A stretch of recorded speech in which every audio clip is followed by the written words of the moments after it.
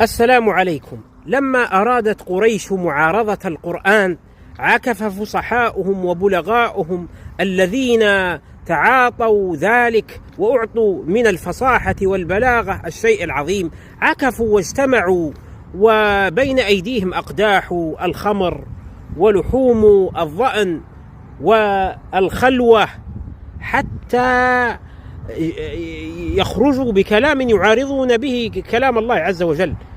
فلما سمعوا قول الله عز وجل وقيل يا أرض ابلعي ماءك ويا سماء أقلعي وغيض الماء وقضي الأمر واستوت على الجودي وقيل بعدا للقوم الظالمين، فلما سمعوا هذه الآية يئسوا مما طمعوا فيه وعلموا أن كلام الله جل وعلا ليس بكلام مخلوق. هذه الآية آية عجيبة يخاطب الله فيها جل وعلا، قيل يا أرض، يخاطب الأرض، وأمر للأرض وأمر للسماء، أمر للأرض بأن تبتلع الماء وأمر للسماء بأن تقلع عن المطر، وإخبار عن أن الماء غاض، ثم الأمر قضي بنهاية القوم الظالمين وأن السفينة استوت على الجودي ورست على هذا الجبل، وقيل بعدا للقوم الظالمين عقابا لهم على أفعالهم. كل هذا جمعته هذه الآية الكريمة.